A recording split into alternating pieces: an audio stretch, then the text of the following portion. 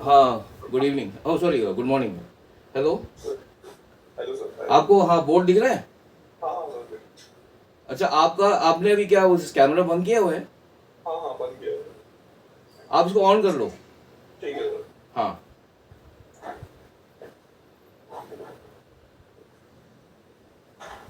Right sir. हाँ, ठीक है ना। सो दैट कैमरा ऑन करने के लिए इसलिए बोल रहा हूँ कि so that we can easily communicate, ठीक है। Right sir. हाँ।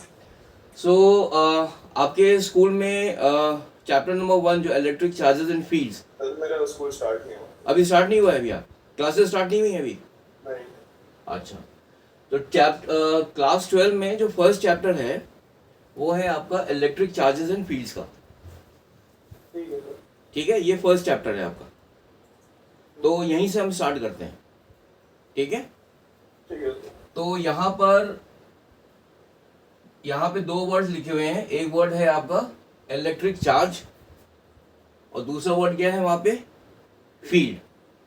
सो बेसिकली इस पूरे जो ऊपर जो लाइन लिखी हुई है जो चैप्टर है, इसमें हम लोग इलेक्ट्रिक चार्जेस के बारे में पढ़ते हैं और इन चार्जेस की वजह से जो इलेक्ट्रिकल फील्ड डेवलप होती है हम उसके बारे में पढ़ते हैं। अब वो जो इलेक्ट्रिकल फील्ड जो डेवलप होती है उसकी वजह से एक इलेक्ट्रोस्टैटिक फोर्स भी डेवलप होता है between the combination of charges. दो चार्ज भी हो सकते हैं, तीन चार्जेस भी हो सकते हैं। तो सबसे इंपॉर्टेंट पॉइंट अभी इस चैप्टर में क्या आ गया? सबसे पहले आपको जो जानना है वो इलेक्ट्रिक चार्जेस के बारे में। जब ये आप जान जाओगे then we will discuss about the electric field. जब इलेक्ट्रिक फील्ड आप समझ में आ जाएगा then we will come to the topic of electrostatic force, ठीक है। ठीक है। तो अब यहाँ से स्टार्ट करते हैं इलेक्ट्रिक चार्ज के बारे में। ये इसीलिए मैंने यहाँ पर पहले छोटी सी एक डेफिनेशन लिख दी है जो आपको बुक्स में भी मिल जाएगी। तो यहाँ पे क्या लिखा हुआ है? द इलेक्ट्रिक चार्ज क्या है? Basically it is the characteristic या प्रॉपर्टी कह सकते हैं ऑफ ए सब atomic particle which makes it experience a force when placed in an external electric और मैग्नेटिक फील्ड। अब इसको आपको समझना है। इसका मतलब क्या हुआ? कैरेक्टरिस्टिक या प्रॉपर्टी के मतलब क्या हुआ कि ये, हाँ मतलब ये है कि सब एटॉमिक पार्टिकल क्या होते हैं ये पता है आपको? Electron proton. हाँ, इलेक्ट्रॉन एंड प्रोटॉन आपको पता ही है, ये सब एटॉमिक पार्टिकल होते हैं। अब इलेक्ट्रॉन और प्रोटॉन, मान लीजिए ये आपका छोटा सा एक इलेक्ट्रॉन है और यह प्रोटॉन है। इसके ये क्या करते हैं, अगर किसी भी फ्री स्पेस में अगर ये एग्जिस्ट कर रहा है तो ये क्या करता है?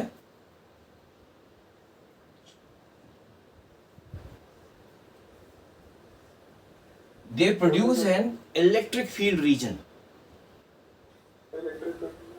हाँ सॉरी, कुछ नहीं सर। हाँ, ये जो इलेक्ट्रॉन है या प्रोटॉन है ये आपके सब एटॉमिक पार्टिकल हो गए, ठीक है।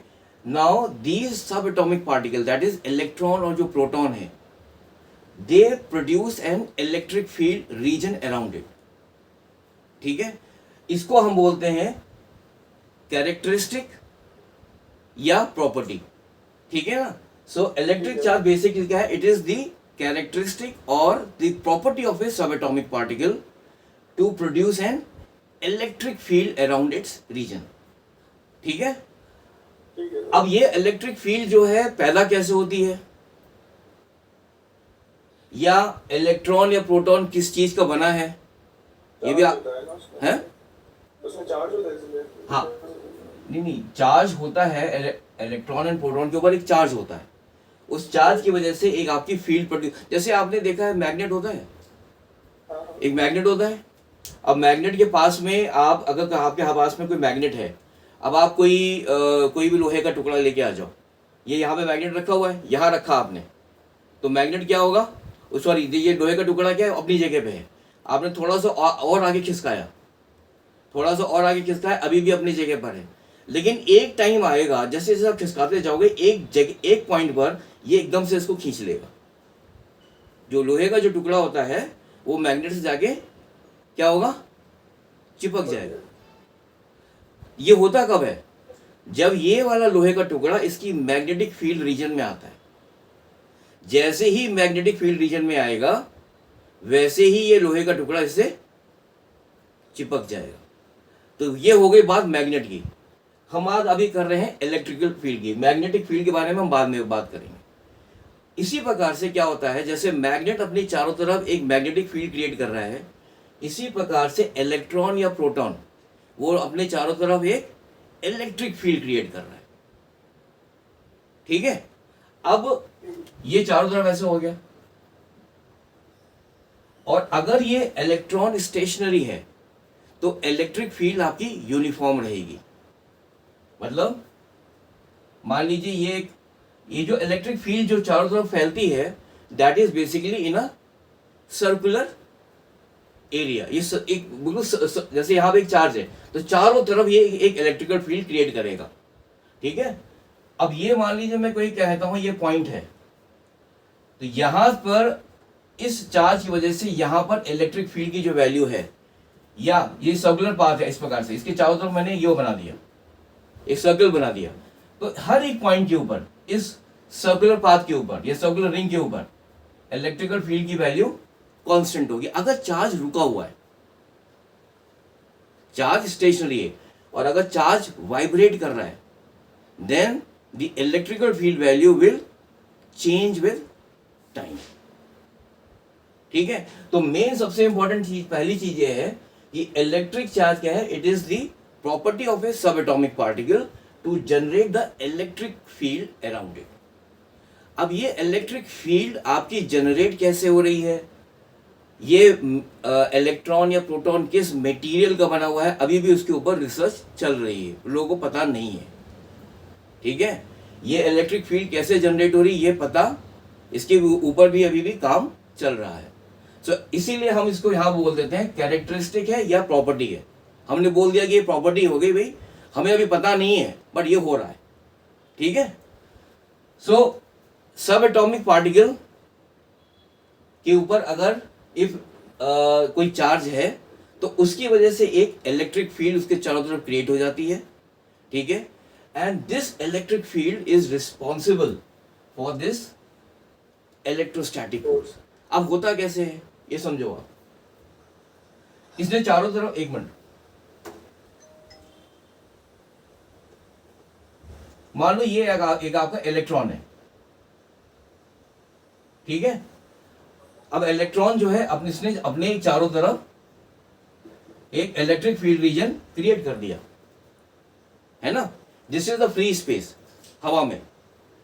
अब इलेक्ट्रोस्टैटिक फोर्स के बारे में बात कर रहे हैं। यहां पर कोई एक और चार्ज है, मान लीजिए मैं कहता हूं दूसरा एक इलेक्ट्रॉन है, ये देखो यहां पर ये दूसरा है, बट ये वाला इलेक्ट्रॉन इसके इलेक्ट्रिक फील्ड रीजन से बाहर है, तो क्या होगा, इस पे फोर्स लगेगा? नहीं लगेगा। अब आप क्या करोगे, जैसे मैंने आपको बताया था अभी मैग्नेट के बारे में, एक मैग्नेट रखा हुआ है, एक लोहे का टुकड़ा आप लेके आ रहे हो, जैसे इसके मैग्नेटिक फील्ड रीजन में आया एकदम से उसको वो खींच लेता है और वो चिपक जाता है। सेम चीज यहाँ पे भी होगी, सेम टू सेम। ये आप जब उसको लेके आओगे धीरे धीरे, मान लिया लेके आए, यहां तक तो कुछ नहीं होगा, लेकिन जैसे ही ये इलेक्ट्रॉन इसके अंदर इलेक्ट्रिक फील्ड रीजन में गया है, नहीं अट्रैक्ट नहीं होगा। जो लाइक चार्जेस होते हैं, लाइक चार्जेस दे रिपेल। हाँ ठीक है ना, हाँ ये लाइक चार्जेस हो गया तो ये आपका रिपेल करेगा। हाँ अगर पॉजिटिव चार्ज होगा, अनलाइक चार्जेस होंगे तो ये आपका अट्रैक्ट करेगा। अब क्या होगा, जैसे ही ये इसके अंदर आया तो क्या होगा, इसके ऊपर एक इलेक्ट्रोस्टैटिक रिपल्सिव फोर्स लगेगा, बिकॉज ये भी इलेक्ट्रॉन है, ये भी इलेक्ट्रॉन। ठीक है, अब जैसे ही अगर ये फिर से इसकी फील्ड से बाहर हो गया, फिर से इसके ऊपर फोर्स लगना बंद हो जाएगा। ठीक है, सो द इलेक्ट्रिक चार्ज क्या है, it is the property of a सब atomic particle which makes it experience an electrostatic force when placed in an external electric field। यहाँ पे आपको मैंने इस डेफिनेशन को एक एग्जांपल से समझा दिया। ठीक है, जैसे ही ये आपका इलेक्ट्रॉन एक ये देखो ये जो फील्ड इसकी वजह से बन रही है, ये देखो यहाँ पर फील्ड है, इसको हम बोलते हैं इलेक्ट्रिकल फील्ड लाइंस, ऐसे करके।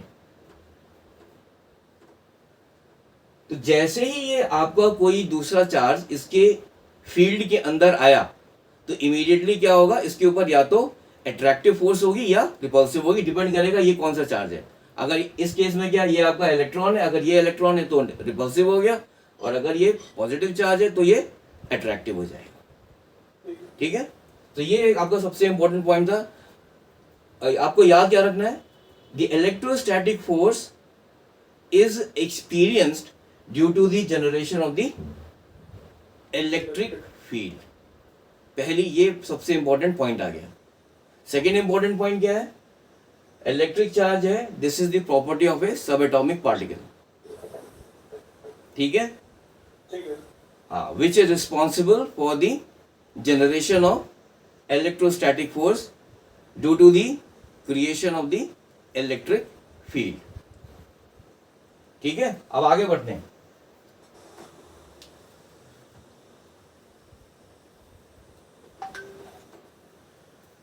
नेक्स्ट इंपॉर्टेंट पॉइंट है, अब हम लोग ना चार्ज की जो बेसिक जो प्रॉपर्टीज हैं, 3-4 प्रॉपर्टीज हैं जो मैं आपको बता देता हूं, जो आपको याद रखना है।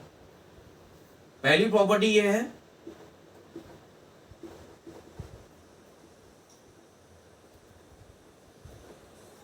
ये किताबों में आपको पूरा मिल जाएगा।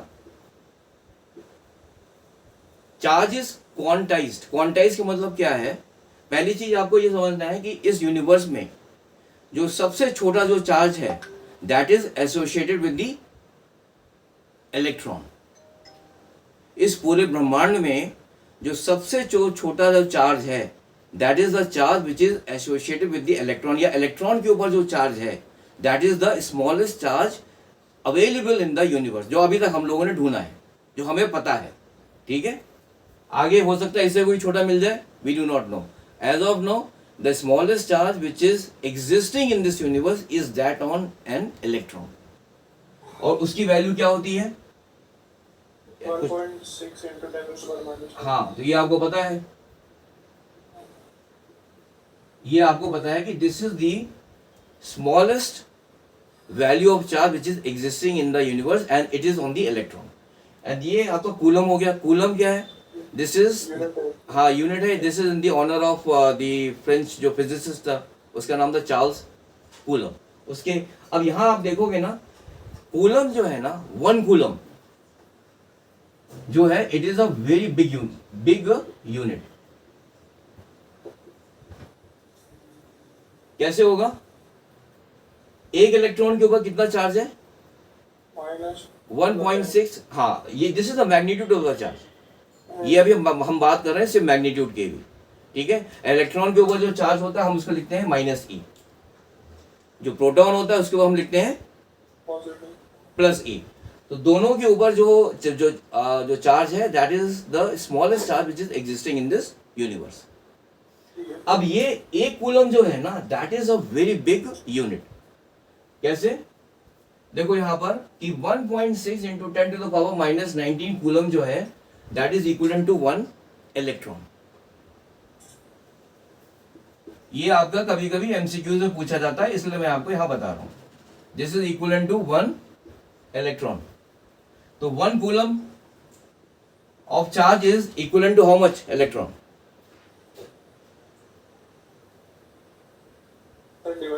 डिवाइड कर देंगे। इतने इलेक्ट्रॉन हो गए। ये अगर आप इसको कैलकुलेट करोगे ना तो ये आ जाता है रफली 6.25 इंटू 10⁻18 इलेक्ट्रॉन्स। इतने इलेक्ट्रॉन्स के ऊपर जो चार्ज होगा that is equal to 1 coulomb. कितना, 6.25 इंटू 10⁻18 इलेक्ट्रॉन्स। ठीक है, ठीक है। सो चार्ज इज क्वांटाइज का मतलब क्या होगा, चार्ज इज क्वांटाइज का मतलब ये है कि फर्स्ट थिंग आपको याद रखना है कि the charge, the smallest charge which is existing in this universe is the charge which is on the electron और द प्रोटॉन।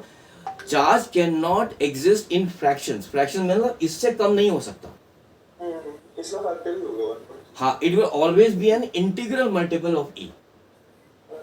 इंटीग्रल मल्टीपल का मतलब क्या है कि अगर किसी बॉडी के ऊपर चार्ज Q है तो this will be equal to n into e. N क्या है यहाँ पर, इंटीजर है।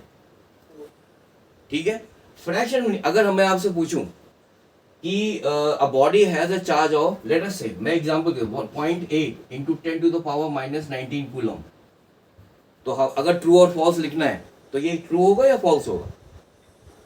सर वैसा फॉल्स होना चाहिए। ये हाँ, बिकॉज 1.6 का इंटीग्रल मल्टीपल क्या होगा? या तो 1 से मल्टीप्लाई करेंगे, या 2 से करेंगे, या 3 से करेंगे, 4 से करेंगे। बड़ा ही होगा, उससे बड़ा ही होगा। हाँ, मतलब 1.5 नहीं होगा। 1.5। इंटीजर जो होता है that is plus minus 1 2 3 4 5, fractions में नहीं होता। ठीक है, तो चार्ज जो है किसी भी बॉडी के ऊपर अगर वो एग्जिस्ट कर रहा है, so that will be an integral multiple of e, where e is equal to this value. Fractions में नहीं होगा, 1/2 नहीं होगा, 3/4 नहीं होगा, या 1.5 नहीं होगा, है ना, 5/4 नहीं होगा।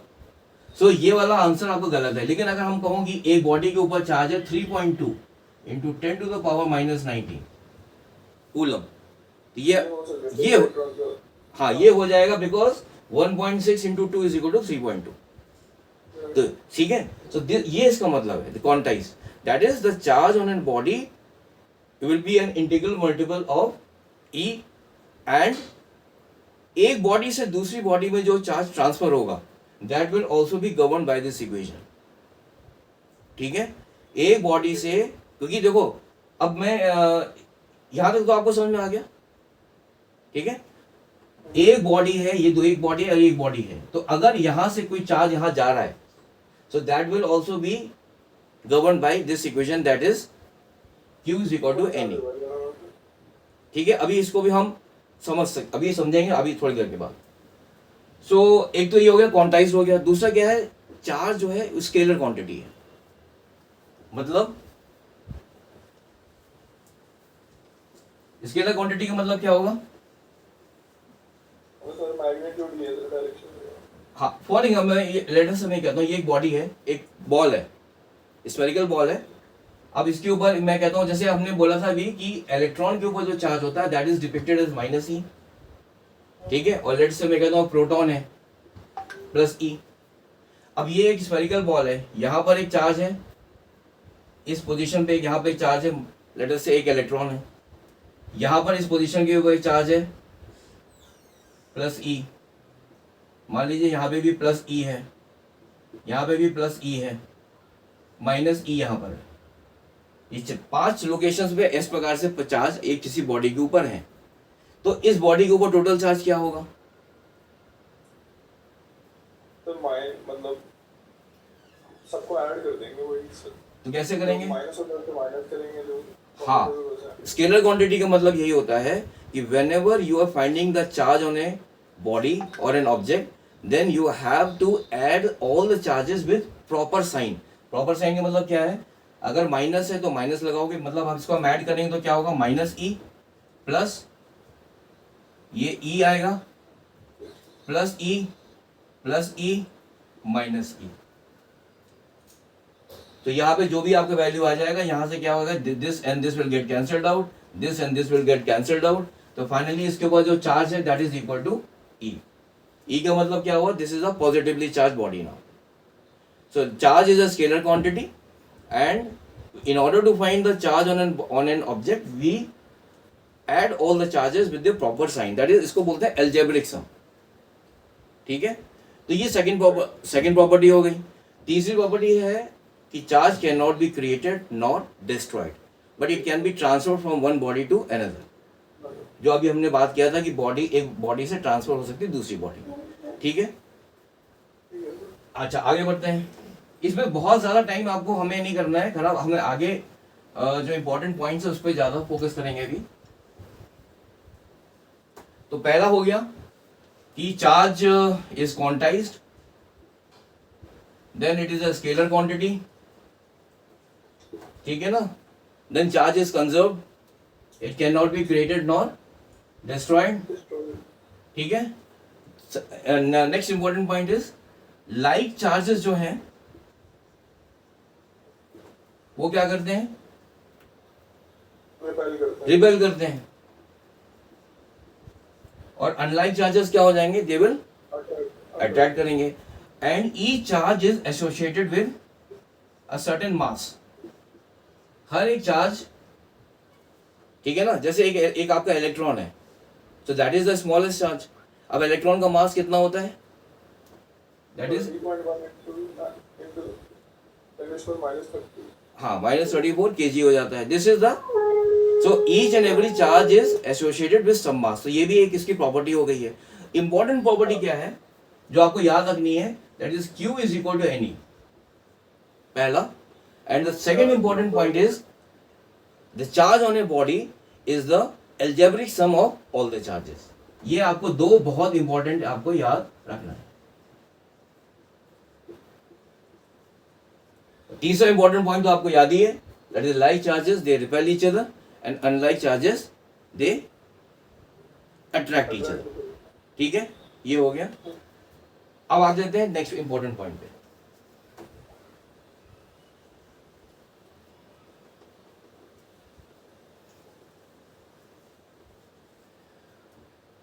ये एक एटम है,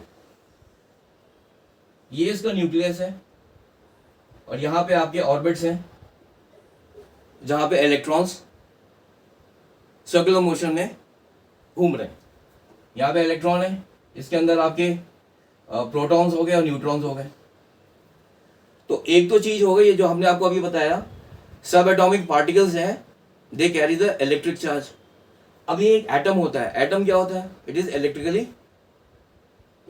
न्यूट्रल होता है. तो क्या एटम को हम चार्ज में कन्वर्ट कर सकते हैं? हाँ सर, है ना? कर सकते हैं. कैसे करेंगे? इलेक्ट्रॉन को लूज या गेन कर. हाँ, अगर इलेक्ट्रॉन इसमें से निकल जाता है या आ जाता है अंदर, तो उस केस में this atom will get converted into an ion.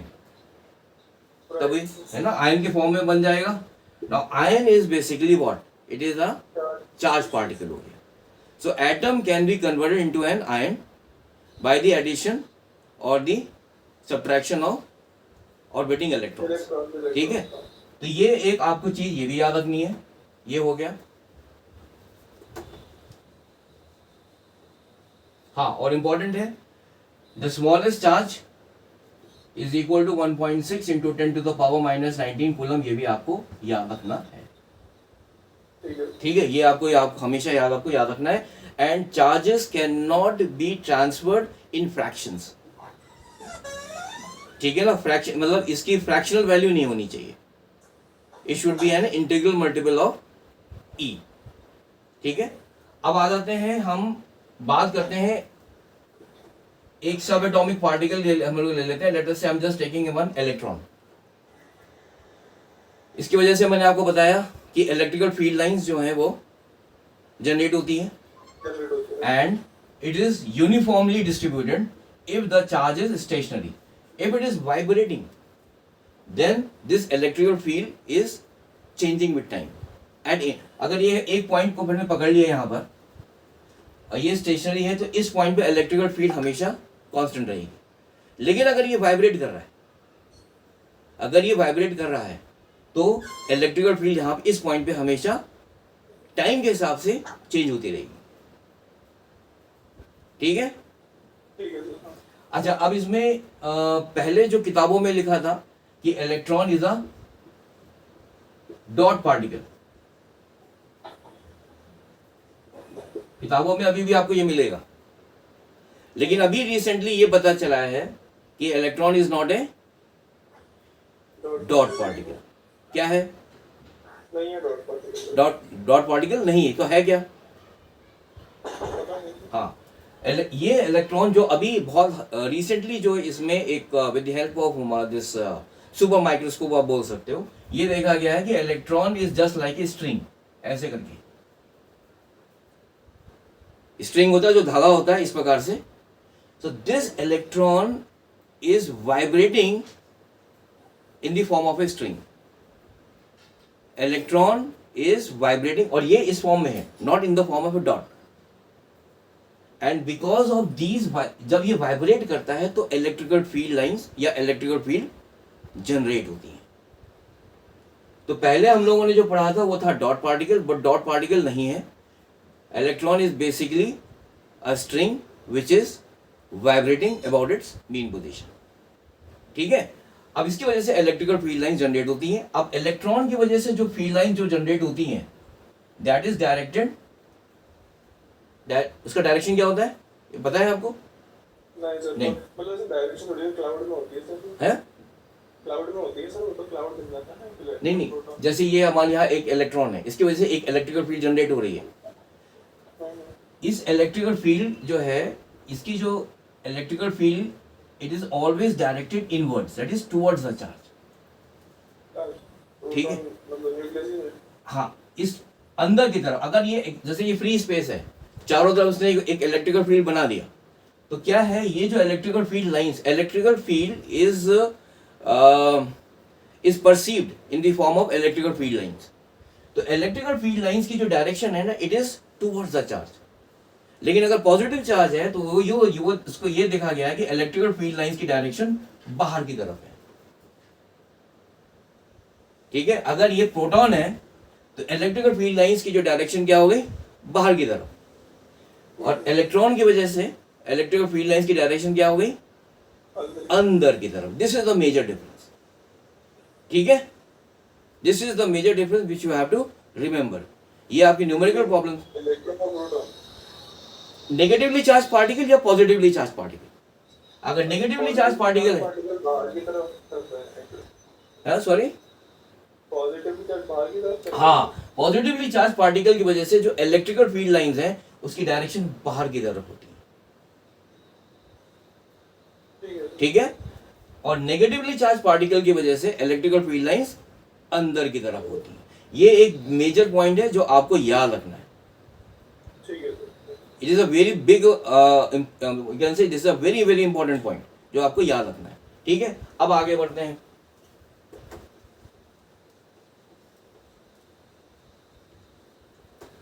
ये जो डेफिनेशन है इसको समझने की बात करते हैं। ये जब आप समझ जाओगे ना तो बहुत सारी चीजें इस चैप्टर में आपको क्लियर होती जाएंगी। ये आपका एक लेटर से अभी हम ये एक रेफरेंस लेके चल रहे हैं इलेक्ट्रॉन का। ठीक है, इसने चारों तरफ एक अपनी फील्ड क्रिएट कर दी।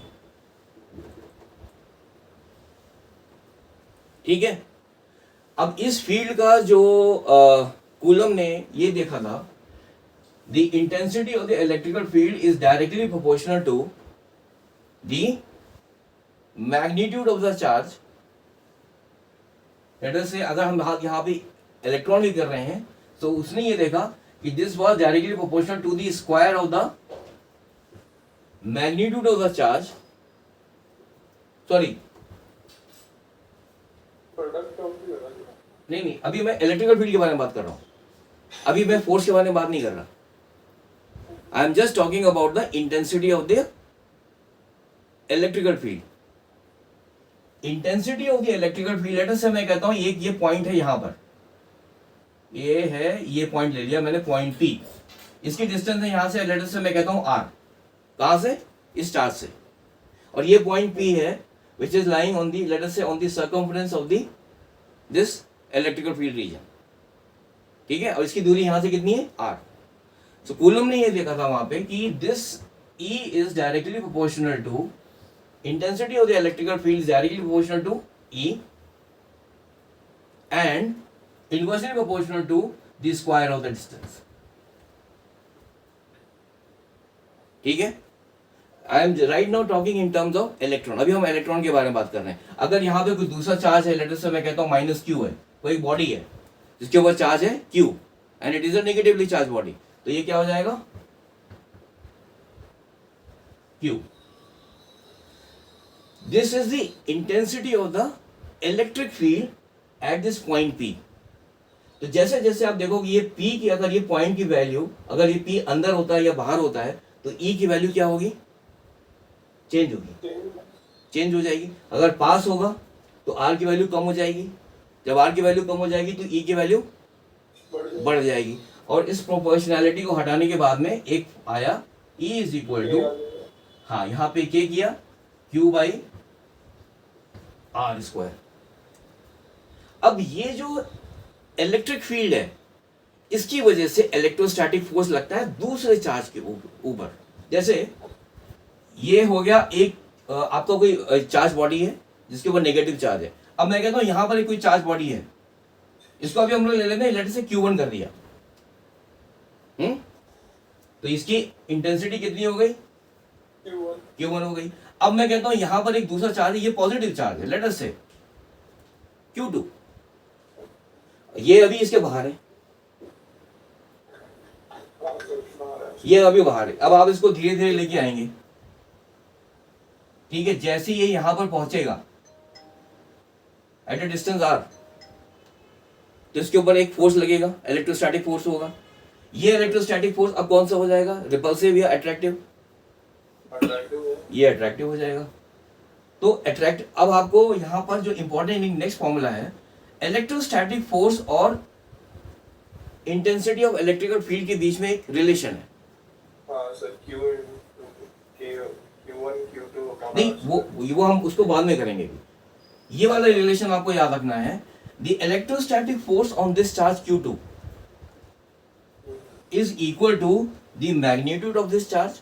अगर जैसे ही यहां पर आया, लेट अस ये पॉइंट Q है, अगर यहां पर आया, अब इसकी दूरी यहां से कितनी हो गई? वही R है, ठीक है।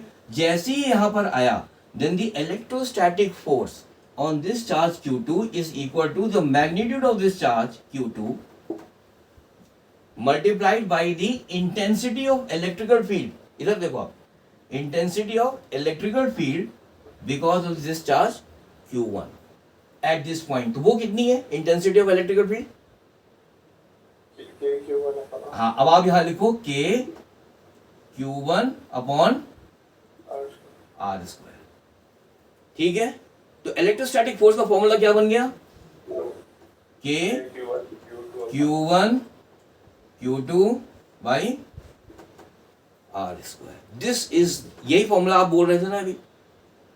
हाँ, तो ये फॉर्मूला हमने यहां से आता है, ठीक है। This is the most important thing. Formula याद करने से, अभी इसमें और भी बहुत सारी चीजें हैं जो अभी मैं आपको बताऊंगा। तो ये हो गया इलेक्ट्रोस्टैटिक फोर्स का फॉर्मूला। एंड वी हैव क्या जी? ई काम, ये this one, this is the intensity of electric field. मतलब इंटेंसिटी मतलब इस पॉइंट के ऊपर इलेक्ट्रिक फील्ड की वैल्यू कितनी होगी, ठीक है ना। इट इज द इंटेंसिटी, और you can say the magnitude of electric field. The magnitude या इंटेंसिटी दोनों ही वर्ड यूज होते हैं। The magnitude of electric field at this point P, the magnitude of electric field at this point Q, ठीक है। ये हम, और जैसे ही यहां पर इसके फील्ड में कोई चार्ज आया, फोर्स लग गया। फोर्स कितना है? इस चार्ज का magnitude multiplied by the intensity of the electric field at that point because of this charge. एक ही टाइम पे साइमल्टेनियसली दो इलेक्ट्रिक फील्ड है। सॉरी, एक ही टाइम पे दो इलेक्ट्रिक फील्ड है इसका। हाँ, अभी देखो यहां पर इसकी वजह से भी एक इलेक्ट्रिकल फील्ड जनरेट होती है। ये भी तो जनरेट होगा 100% होगा, ठीक है। सो अगर आप बात करो, हम इसकी इस वाले पॉइंट को लेके चलते हैं। एक तो अभी हमने पॉइंट लिया कि इसकी इलेक्ट्रिकल फील्ड में जब ये चार्ज आया तो फोर्स लग गया, लेकिन एट द सेम टाइम दूसरा भी पॉइंट हो सकता है जो अभी आपने बोला।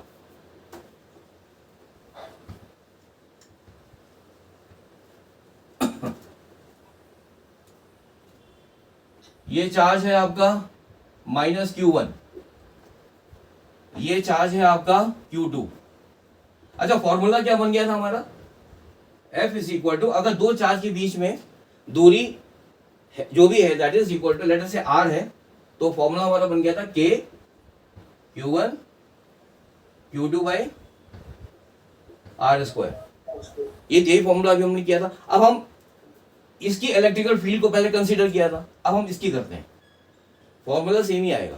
कैसे आएगा?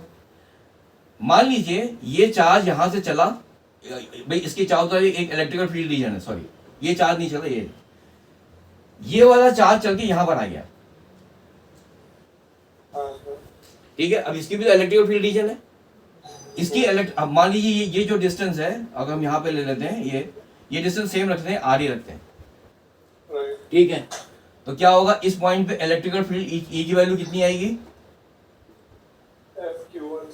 K नहीं, इसकी वजह से K Q2 by R square, यहां पर इस जगह पर ना। फोर्स का एक फॉर्मूला मैंने आपको क्या बताया था, F इज इक्वल टू, अब इसके ऊपर फोर्स कितना लगेगा ये हम इसको लेके आ रहे हैं धीरे धीरे। जैसे ही ये वाला चार्ज यहां पर आएगा तो क्या होगा, सर इसको- मतलब अट्रैक्ट होगा। हाँ ये आपका नेगेटिव ये पॉजिटिव, तो अट्रैक्ट होगा, फोर्स लगेगा। और फोर्स की वैल्यू कितनी होगी, the magnitude of this charge multiplied by the intensity because of this charge.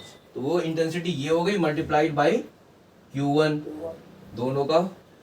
सो इसको हम बोलते हैं इलेक्ट्रोस्टैटिक जो फोर्स की हम बात कर रहे हैं। दिस इज, कभी भी दो चार्ज होता है ना ऐसे करके, मान लो ये Q1 है ये Q2 है, ये दोनों के बीच की दूरी है R। हाँ ये वाला चार्ज इसके ऊपर इतनी फोर्स लगाएगा, ध्यान से सुनो, ये वाला चार्ज इसके ऊपर इतनी फोर्स लगाएगा, एट द सेम टाइम ये वाला चार्ज इसके ऊपर भी इतनी ही फोर्स लगाएगा।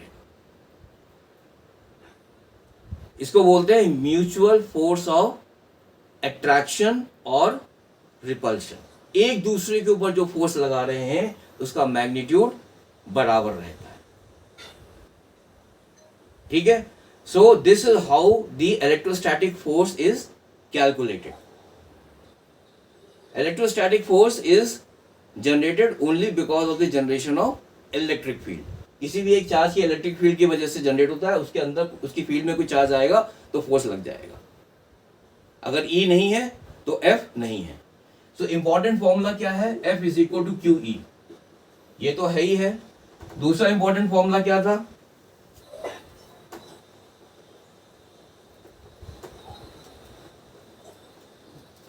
E was equal to KQ by R square. This is the magnitude of the electric field at a certain distance from the charge. ये भी इंपॉर्टेंट फॉर्मूला हो गया, इसी से हमने इसको डिराइव कर दिया, ठीक है। ये वाला फॉर्मूला क्या है, this is the formula which is relating the electric field intensity with the electrostatic force. ये वाला फॉर्मूला बहुत इंपॉर्टेंट है, ठीक है। अब यहां पे क्वेश्चन कैसे आते हैं, देखो ये दो चार्जेस हैं, मान लो ये आपका चार्ज है Q1 और ये है आपका Q2, ठीक है। अब ये वाला जो चार्ज है हम इसकी it has entered the electric field region, late us से, ठीक है। इसके एक इलेक्ट्रिक फील्ड रीजन है, ऐसे बना देता हूं मैं भी फिलहाल ऐसे करके। और ये जो डिस्टेंस है लेट अस से ये मैं यहां बना देते हैं, ये है आपका, ये मान लीजिए R है, और ये है आपका पॉजिटिव चार्ज, इसको मैंने नेगेटिव ले लिया। इसके ऊपर फोर्स लगेगा, कौन सा होगा, अट्रैक्टिव होगा। अब आपसे पूछा जाता है कि जैसे फोर्स लगेगा तो इस चार्ज का कुछ ना कुछ एक्सेलरेशन प्रोड्यूस होगा। फोर्स लगेगा तो क्या होगा, एक्सेलरेशन प्रोड्यूस होगा या नहीं होगा, कितना होगा, कैसे निकालें, ये this is the question which is normally asked in the board exam. अब आपने 11th में लॉज ऑफ मोशन पढ़ा होगा, लॉज ऑफ मोशन में फोर्स का क्या फॉर्मूला था, किसी भी बॉडी के ऊपर अगर फोर्स लगी तो एक्सेलरेशन प्रोड्यूस होगा। यहां पे फोर्स लगी तो एक्सेलरेशन प्रोड्यूस होगा। और फोर्स कितना है, फोर्स की वैल्यू कितनी है, हाँ that is K Q1 Q2 by R square and this force will be equal to M into A. M क्या है, the mass of this charge particle, ठीक है। यहां पे मैं M लिख देता हूं M, and A क्या है, इसका एक्सेलरेशन, ठीक है। सो K Q1 Q2 by R square is equal to MA। So M क्या, A की वैल्यू क्या हो जाएगी, यहां पर M आ जाएगा। तो this is how you can find the acceleration. दूसरा एक और है, F is equal to QE। तो QE is equal to MA, है ना, ये भी फोर्स है, हाँ सेम ही चीज, मतलब अगर आपको E दिया गया है तो ये सिंपली आपको क्या करना है, a will be equal to q e upon m. ठीक है, so in this way you can find the acceleration of this charge particle. समझ में आ गया? अच्छा, आपको वेक्टर्स के बारे में अच्छी तरीके से आता है? हाँ सर। बिकॉज इस चैप्टर के अंदर वेक्टर्स का बहुत यूज है। ओके। हाँ, इसलिए आपसे पूछा कि अगर आप जब आप न्यूमेरिकल प्रॉब्लम्स करेंगे तो वेक्टर्स का बहुत ज्यादा, not only in this chapter, subsequent जो चैप्टर्स हैं आपके 12th में, वेक्टर्स के ऊपर आपकी बहुत अच्छी पकड़ होनी चाहिए। अगर वो नहीं है तो क्वेश्चंस को करने में, न्यूमेरिकल प्रॉब्लम्स करने में दिक्कत होती है। ठीक है, अब आता है इलेक्ट्रोस्टैटिक फोर्स में। अभी हमने बात किया देयर वाज वन कांस्टेंट के, फिर यहां पे था Q1 बाई आर स्क्वायर। यह के इज अ कांस्टेंट है, इसकी पता है इसकी वैल्यू कितनी होती है? बेसिकली इसका फॉर्मूला क्या होता है? 9 into something होता है सर यहाँ। नहीं, Point इसको करेक्टली आपको समझना पड़ेगा। 9 इंटू 10 टू द पावर 9 होता कब है? है। It is not always 9 into 10 to the power 9। वो अभी आपको मैं समझाता हूँ with the help of one example. K की वैल्यू होती है 1/1, कितना होता है? सर याद नहीं सर। एक्चुअली जो के होता है ना, K this is equal to 1/4 pi epsilon होता है।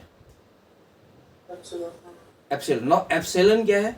This is the permittivity of any medium. Now what is permittivity? पहले आपको परमिटिविटी समझना पड़ेगा, फिर हम आगे आएंगे। Permittivity, permittivity of any medium, इसकी जो डेफिनेशन ये है, इट इज दी, मैं यहां पे छोटा सा लिख देता हूं, it is the ability of any medium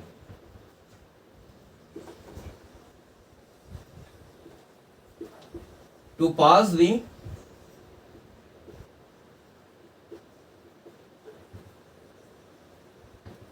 electric field lines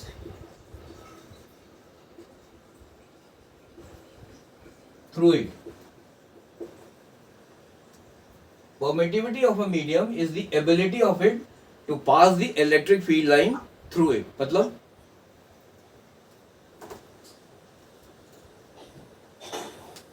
मतलब देखो, मान लीजिए यहां पर है एक आपका ग्लास, ठीक है? हाँ सर। पहले हम इसको मानते चलते हैं, या भी ये फ्री स्पेस है। फर्स्ट एग्जांपल लेते हैं,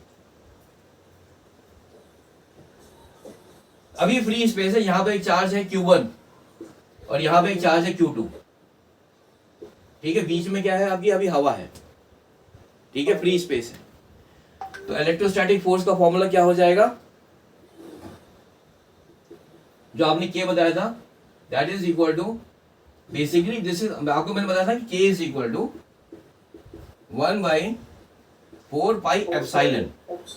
किताबों में लिखा है 1/4 पाई एप्सिलॉन नॉट। वो कब लिखा होता है? जब आप ये मान के चलते हो कि मीडियम फ्री स्पेस है, तब हम ये लिखते हैं एप्सिलॉन नॉट। ये अज्यूम किया गया है कि हम जो बात पढ़ाई कर रहे हैं वहां पे मीडियम फ्री स्पेस है, तो एप्सिलॉन नॉट है। अदरवाइज जरूरी नहीं कि मीडियम फ्री स्पेस हो। दो चार्ज है पानी में रखे हुए, तो क्या करोगे? नाइट्रोजन का कोई गुब्बारा है या स्पेस है जहां में नाइट्रोजन भरी है, वहां पे दो चार्जेस हैं, तो वहां पर ये जो वैल्यू है, ये basically K is equal to 1/4 pi epsilon होता है। Epsilon is equal to epsilon not into epsilon r. तो यहां पर हम क्या लगाएंगे? एप्सिलॉन की जगह पर epsilon not into epsilon r. अब होता क्या है?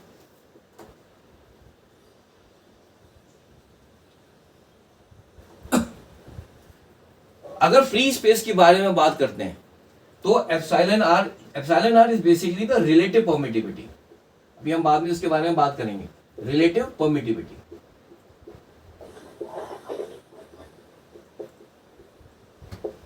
Relative permittivity is basically the permittivity of any medium with respect to free space. ठीक है, रिलेटिव यू आर मेजर. ठीक है ना. अब रिलेटिव परमिटिविटी अगर हम बात करें फ्री स्पेस की तो ये हो गई 1. For the free space it become because we are measuring the permittivity with respect to free space. तो फ्री स्पेस की अगर हम बात करें रिलेटिव परमिटिविटी तो दिस बिकम्स इक्वल टू 1. ये हट गया. So for the free space, this value is equal to 9 into 10 to the power 9. Because epsilon naught की जो value होती है, this is approximately equal to 8.854 into 10 to the power minus 12. जब यहाँ value put करोगे, तो 1.1/4 pi epsilon naught इसकी value यहाँ put करेंगे तो ये value आपको मिल जाएगी. ठीक है? Epsilon naught is the absolute permittivity. इसको क्या बोलते हैं? Absolute permittivity of free space. इसकी वैल्यू ये कांस्टेंट है. ठीक है, ये वैल्यू इसकी कांस्टेंट है. So for the free space के की वैल्यू कितनी हो गई? ये फ्री स्पेस. ध्यान रखना, ये बहुत इंपॉर्टेंट पॉइंट है जो मैक्सिमम स्टूडेंट्स में को ध्यान नहीं देते. This value is not constant. This value is constant only for the free space. Free space या vacuum. Vacuum में और free space में ये value approximately दोनों बट यही value रहती है. Apart from that नहीं. अब मैं आपको एक छोटा सा एग्जाम्पल दिखाता हूँ. देखो इसको मिटा देते हैं. अब देखते हैं छोटा सा एग्जाम्पल से आपको समझ में आ जाएगा अभी क्या है इसका सिग्निफिकेंस. चलो, एक चार्ज है अभी हवा में था तो फोर्स कितनी हो गई? के Q1 Q2 by r square. अब मैंने क्या किया, ये मान लीजिए रूम है, ये अभी हवा है. अब मैंने इसमें पानी भर दिया और चार्ज अपनी जगह पे ही है. ये चार्ज है यहां पर और ये रूम है. पहले हवा था, अब हो गया पानी. मैंने पानी भर दिया, चार्ज अपनी जगह पे. तो अब क्या होगा? इलेक्ट्रोस्टैटिक फोर्स पे क्या फर्क पड़ेगा वो आपको जानना बहुत जरूरी है. Q1 यहाँ है, Q2 यहाँ है. अभी भी दोनों के बीच की दूरी सेम है. दूरी में कोई डिफरेंस नहीं आया, मैग्नीट्यूड में कोई भी डिफरेंस नहीं आया. हेलो हेलो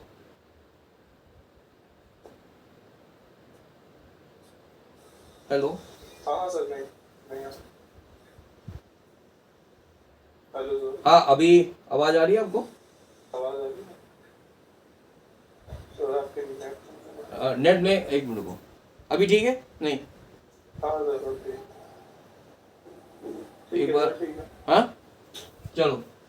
अब यहाँ पे हमने पानी भर दिया तो हवा की जो रिलेटिव परमिटिविटी मैंने आपको क्या बताई थी वो तो बने, because we are measuring relative permittivity is basically the permittivity of any medium with respect to free space. तो फ्री स्पेस का अगर हम बात करेंगे so relative permittivity of free space equal to 1 हो जाएगा. ठीक है, ठीक है ना. अब बात करते हैं पानी की. तो पानी की जो रिलेटिव परमिटिविटी है ये है 81, अप्रोक्सीमेटली 81 है. तो अब इनके बीच में इलेक्ट्रोस्टैटिक फोर्स कितना हो जाएगा? पानी की जो रिलेटिव परमिटिविटी है वो है 81. देखो F की वैल्यू हम यहाँ पे जो है K की जगह पे ये लिखते हैं. F is equal to 1/4 pi epsilon not. ये हो गया. This is in the case of free space. ठीक है, 1/4 pi epsilon not Q1 Q2 by r square. अब हमने इसमें पानी भर दिया तो पानी की जो रिलेटिव परमिटिविटी कितनी है? 81 है. या किताबों में आपको मिल जाएगा. तो अब 81 है तो अब हम क्या करेंगे? इलेक्ट्रोस्टैटिक फोर्स इन वाटर, इसको मैंने FW लिखा है, वो कितनी हो जाएगी? क्या लिखे यहां पर? पानी में कितना हो जाएगा?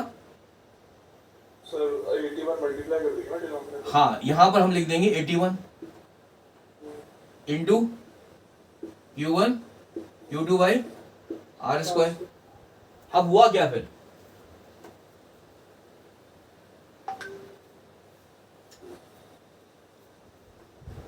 हुआ ये कि electrostatic force in the water is now is equal to 1/81, bracket में लिखते हैं 1/4πε0, क्या लिखा है यहाँ पर, Q1 Q2 by r square. हाँ, Yes. this is what, this is the electrostatic force when the medium was free space। ये है ना ऊपर, हाँ सर। तो यहां हम लिखेंगे this is the electrostatic force in free space, तो मैंने एफ एयर लिख दिया डिवाइडेड बाई 81। तो यहां आप ध्यान से देखो, the electrostatic force has between the two charges has reduced drastically, 81 times कम हो गया। मीडियम चेंज होने की वजह से यहां पर इस केस में इलेक्ट्रोस्टैटिक फोर्स क्या हुआ, कम हो गया। कम हो गया। कितना कम हो गया, बहुत ज्यादा कम हो गया। सो मीडियम का एक बहुत बड़ा प्रभाव पड़ता है on the on the mutual electrostatic force of attraction या रिपल्शन। सो इसी का आपको ध्यान रखना है। ये फॉर्मूला और ये value 9 into 10 to the power 9, this is only applicable when the medium is free space. Nitrogen होगा तो ये एप्सिलॉन आर की वैल्यू कुछ और हो सकती है, that is relative permittivity for nitrogen है या ग्लास है या माइका है, सबकी अलग अलग होती हैं। ठीक है। ठीक है, तो जैसे जैसे रिलेटिव परमिटिविटी की वैल्यू बढ़ेगी, अच्छा इसी प्रकार से, ये तो फोर्स के बारे में बात कर रहे थे, इलेक्ट्रिक फील्ड की भी काफी फर्क पड़ेगा। इलेक्ट्रिक फील्ड का क्या फॉर्मूला था, K/Q1/R। हाँ, तो यहां पे हम के की जगह पे लिखेंगे 1/4π epsilon naught epsilon r Q by r square.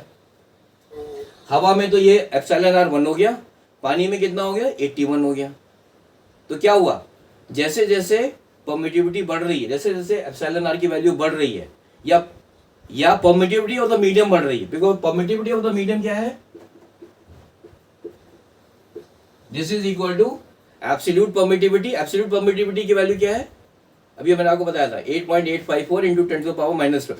This is the permittivity of free space, जिसको हम लोग बोलते हैं absolute permittivity, multiplied by the relative permittivity.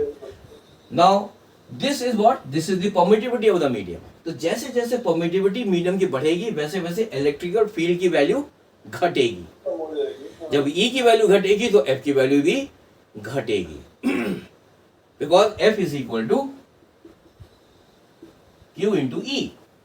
अगर E की वैल्यू कम हुई तो F की भी वैल्यू कम हो जाएगी। सो ये जो टर्म है, ये वाला जो फॉर्मूला है, ये भी आपको याद रखना है।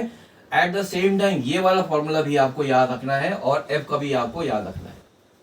The correct formula is the electrostatic force equal to 1/4π epsilon not into epsilon r into Q1 Q2 by r square.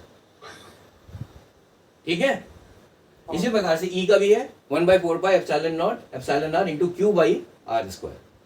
So ये और ये वाला, ये this formula is also very very important.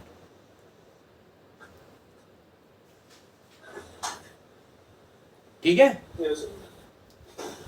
चलो इतना आपको समझ में आ गया। हाँ हाँ सर। चलो अब एक क्वेश्चन में आपको यहाँ पे एक कोई छोटा सा एक क्वेश्चन ले लेते हैं, विच इज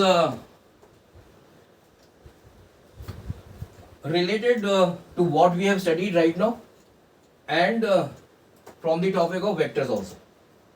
अगर वेक्टर्स आपको आता है तो मैं यहाँ पे छोटा सा एक क्वेश्चन बना देता हूँ।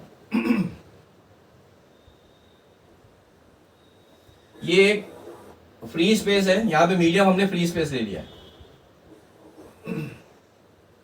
ठीक है, फ्री स्पेस ले लिया है यहाँ पर। और यहाँ पर एक हमने चार्ज ले लेते हैं, there is one particle here, इसको पॉइंट को ए ले लिया, बी ले लिया, सी ले लिया। इन दोनों के बीच की दूरी है 1 मीटर, ये भी 1 मीटर, ये भी 1 मीटर, ठीक है। ठीक है। यहाँ पर एक चार्ज है जिसका मैग्नीट्यूड है यहाँ पे, this is a positive charge है, तो यहाँ पे मैं लिख दिया 1 कूलम, ठीक है। यहाँ पर चार्ज है आपका -1 कूलम, यहाँ पर है चार्ज आपका 2 कूलम, ठीक है। ठीक है। ये 2 कूलम है। तो अगर ऐसा है तो इस चार्ज के ऊपर, ये जहां पे ये है, that is the charge at the point B, इसके ऊपर नेट चार्ज, नेट फोर्स कितना होगा? सर वो ए और सी से अप्लाई होगा, मतलब वेक्टर लग जाएगा, वो उस डायरेक्शन में आएगा और फिर हमें ट्रायंगल लगा। तो कितना वैल्यू आएगा, कैसे आप निकालोगे? सर पहले चार्ज ऑफ ए और चार्ज ऑफ सी बी की तरफ एक्ट करेगा। हाँ, ये आपका नेगेटिव है, ये पॉजिटिव है, तो पहला स्टेप हम क्या करेंगे? सर फॉर्मूला लगा देंगे, दोनों के चार्ज दिए हुए, डिस्टेंस दिया हुआ है। हाँ, फॉर्मूला तो आप लगा दोगे, लेकिन यहाँ पे एक इंपॉर्टेंट ये भी चीज है, ये नेगेटिव है, ये पॉजिटिव है। अब हम बात कर रहे हैं इलेक्ट्रोस्टैटिक फोर्स इसके ऊपर, तो ये वाला चार्ज इसको अपनी तरफ खींचेगा, तो डायरेक्शन ऑफ फोर्स इंपॉर्टेंट है। इसके ऊपर इसकी वजह से जो फोर्स लगेगी वो किस डायरेक्शन में आएगी? उसका नहीं पता सर, नीचे की साइड। भाई देखो, ये नेगेटिव है, ये नेगेटिव चार्ज लिखा हुआ है, ये क्या है? ये पॉजिटिव है। Unlike charges attract each other, attract करता है, मतलब ये वाला जो चार्ज है इसको अपनी तरफ खींचेगा, अट्रैक्ट, और ये वाला जो चार्ज है ये इसको अपनी तरफ खींचेगा। आपकी तरफ खींचेगा। तो इसके ऊपर इसकी वजह से फोर्स की डायरेक्शन क्या हो जाएगी? ये बहुत इंपॉर्टेंट है, आपको डायरेक्शन फोर्स का निकालना। इस चार्ज की वजह से इसके ऊपर जो फोर्स होगा, बिकॉज ये वाला चार्ज इसको अपनी तरफ खींचेगा, अट्रैक्ट कर रहा है, खींच रहा है, तो जब खींचेगा तो इसको इधर लेके जाएगा, तो जब इधर लेके जाएगा तो फोर्स की डायरेक्शन इधर आएगी, ये खींचेगा ना इसको अपनी तरफ, हाँ, तो ये डायरेक्शन हो गई फोर्स की। ये वाला चार्ज पॉजिटिव है, ये नेगेटिव है, तो ये वाला चार्ज भी इसको अपनी तरफ खींचेगा। खींचेगा। इन दोनों का रिजल्टेंट निकालेंगे ना। अब हाँ, अब आपको क्या करना है, जब आपने दोनों की डायरेक्शन निकाल ली है, ठीक है ना, अभी आपने दोनों की देखो, अगर मैं ये कहता ये है नेगेटिव चार्ज, लेट अस से फॉर एग्जांपल, अभी सुनो, तो ये क्या करता, ये वाला चार्ज इसको धकेलता बाहर की तरफ, because both are negative charge, तो उस केस में डायरेक्शन ऑफ फोर्स क्या होती? बाहर की तरफ होती है। बाहर। अब इन दोनों के बीच का एंगल क्या हुआ? क्या हुआ? तो थीटा ले लो। जो भी है, देखो अगर ये 1 मीटर है, 1 मीटर 1 मीटर है, तो ये एंगल कितना हुआ? अच्छा 60 हुआ, 120 देखो अब ध्यान से देखो, ये 60 हुआ। अगर तो पॉजिटिव चार्ज था पहले, तो डायरेक्शन ऑफ फोर्स ये हो गई, डायरेक्शन ऑफ फोर्स ये हो गई। अब इन दोनों फोर्सेस के बीच का एंगल कितना हुआ? 60 डिग्री, 60 हो गया। लेकिन अगर ये नेगेटिव था तो 120 होता है। तो हाँ, अब आप अभी जो आपने बताया था कि फॉर्मूला लगाएंगे, that is the net force, this is equal to, मान लीजिए ये है आपका F1 और ये है आपका F2। तो इस केस में अगर ये चार्ज पॉजिटिव है तो उसमें क्या हो जाएगा? F1 square plus F2 square plus 2 times F1 F2 cos 60, cos 60 हो जाएगा। cos 60 की वैल्यू कितनी होती है? 1/2। ठीक है, तो 1/2 हो जाएगा, तो 1/2 से 2 and 2 कैंसिल हो जाएगा, तो ये हो जाएगा ये फॉर्मूला। लेकिन अगर ये चार्ज आपका नेगेटिव था, हाँ सर, तो 120 होता तो माइनस हाफ हो जाता है वहाँ पे। हाँ, तो वहां पर फिर क्या होता, हम इसको यहाँ पे लिखेंगे, F1 F2 माइनस हाँ, F1 F2। This is equal to under root F1 square plus F2 square plus 2 times F1 F2 into cos 120, है ना? ठीक है ना? ठीक है, तो यहां पर हाँ, तो यहां पे अब दो वैल्यूज जो है वो चेंज हो जाएंगी। तो कहने का मतलब ये है कि जो डायरेक्शन है जो फोर्स की, इसको निर्धारित करना या उसको डिफाइन करना वो बहुत इंपॉर्टेंट है। जरा, ठीक है ना, देखो पॉजिटिव था तो डायरेक्शन मेरी इधर हो गई, एंगल हो गया 60। जब ये नेगेटिव हुआ तब हमारा एंगल हो गया 120। 120। तो this is the most important thing जो मैं आपको बताना चाह रहा हूं, ठीक है। ठीक है।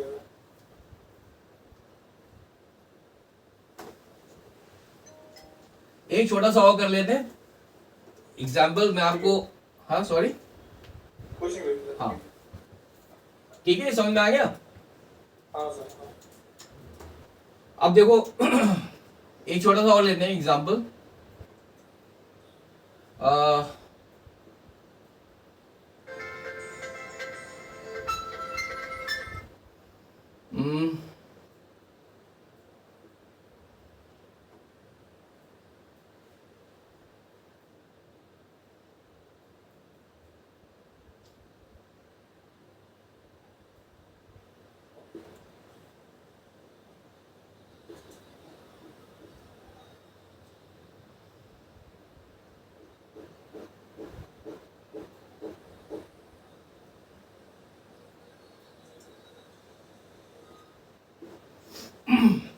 देखो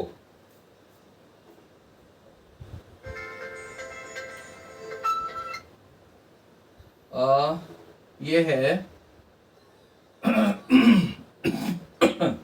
ये डिस्टेंस ले लिया मैंने R1 एंड ये डिस्टेंस को ले लिया मैंने R2। समझाने के लिए कर रहे हैं अभी इसको, मैं we will just understand the concept. ये एक पॉजिटिव चार्ज है, ये एक आपका पॉजिटिव चार्ज है, बीच यहाँ पे किसी पोजीशन पे एक नेगेटिव चार्ज है। ऐसे क्वेश्चन आते हैं, ये पूछते हैं कि find the value of the magnitude of the charge that is Q3, हाँ, in such a way that this entire system of charges is stable. Stable equilibrium में रहने के लिए इसका मैग्नीट्यूड कितना होना चाहिए, ठीक है। ठीक है। या तो वो पूछेगा या पूछेगा कि इसकी पोजीशन क्या होगी इन दोनों के बीच में, ठीक है। वो कैसे निकाला जाएगा, ये एक नेगेटिव है, ये मैंने जस्ट अभी ऐसे बना दिया, ये एक नेगेटिव है, ये पॉजिटिव है, ये पॉजिटिव है।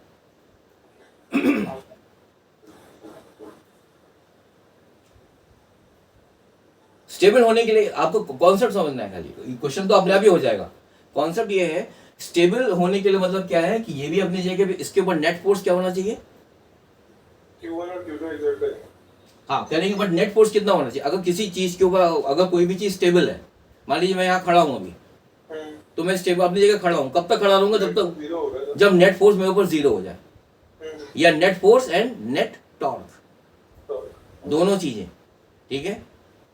अब अगर यहाँ पे नेट फोर्स 0 हो जाए, एक वो आपको इसके ऊपर भी नेट फोर्स 0 होना चाहिए, इसके ऊपर भी आपका नेट फोर्स 0 होना चाहिए, और इसके ऊपर भी आपका नेट फोर्स 0 होना चाहिए। 0 होना चाहिए तभी स्टेबल। हाँ, तो आपको क्या करना पड़ेगा करना क्या होगा, इसके ऊपर जो फोर्स लगेगा वो किसकी वजह से लगेगा, इसकी वजह से लगेगा, और इसकी वजह से लगेगा, लगेगा नहीं लगेगा, दो ये वाला जो चार्ज है इसको अपनी तरफ खींचेगा, ये पॉजिटिव है, तो डायरेक्शन ऑफ फोर्स क्या हो गई, इधर हो गई। ये वाला चार्ज इसको इधर खींचेगा, डायरेक्शन ऑफ फोर्स क्या हो गई, इधर हो जाएगी, बिकॉज ये पॉजिटिव है नेगेटिव है, तो ये वाला चार्ज इसको खींचेगा, दोनों बराबर होना चाहिए। पहली कंडीशन ये आ जाएगी। फिर दूसरी क्या है, ये वाले इसको पकड़ के चलना है आपको इसके ऊपर इसकी वजह से एक फोर्स लगेगा, इसके ऊपर इसकी वजह से एक फोर्स लगेगा, उसकी डायरेक्शन क्या होगी, तो उसकी डायरेक्शन अंदर की तरफ होगी। अंदर की तरफ होगी, अंदर की तरफ आ गई। बट इसके ऊपर इसकी वजह से भी फोर्स लग रहा है, उसकी डायरेक्शन अंदर की तरफ होगी। नहीं ये पॉजिटिव है, तो बाहर हो जाएगी। हाँ, तो ये इसके ऊपर मतलब इसके ऊपर इसकी वजह से जो फोर्स लगेगा वो कहाँ, बाहर की तरफ लगेगा, बाहर की तरफ जाएगा। ये बाहर की तरफ लगा इधर गया, ठीक है। दोनों फोर्सेस क्या होनी चाहिए, बराबर, कैंसिल हो जाएंगी दोनों। हाँ मतलब बराबर होनी चाहिए, the net force should be equal to 0। तो आपको क्या करना है, दोनों फोर्सेस को इक्वेट कर देना है, ठीक है। तीसरा, इसके ऊपर भी नेट फोर्स 0 होना चाहिए, तो क्या होगा, इसके ऊपर इसकी वजह से जो फोर्स लग रहा है ये वाला जो नेगेटिव चार्ज इसको अपनी तरफ खींचेगा, है ना, और ये वाला क्या करेगा इसके ऊपर जो फोर्स लगाएगा बाहर की तरफ लगाएगा। अब ये दोनों फोर्सेस को भी आपको इक्वेट करना पड़ेगा। तो इस प्रकार से आपको 2-3 रिलेशन मिलेंगी और फिर उन इक्वेशंस को आपको सॉल्व करके then you can find the value. ये आप या तो आप R1 R2 निकाल सकते हैं या इसका मैग्नीट्यूड भी निकाल सकते हैं। ठीक है ना, क्वेश्चन में कई तरीके से बनते हैं। ठीक है ना, तो अभी नेक्स्ट सेशन में यहीं से फिर हम आगे अब कंटिन्यू करेंगे। ठीक है ना, क्योंकि अभी टाइम कितना हो गया है? 11 हो गए। हाँ ठीक है, तो नेक्स्ट सेशन में आगे यहाँ से जो न्यूमेरिकल प्रॉब्लम्स हैं कुछ लेके then we will try to clarify the concepts. ठीक है, ठीक है। ओके, चलो, ओके ओके, ओके।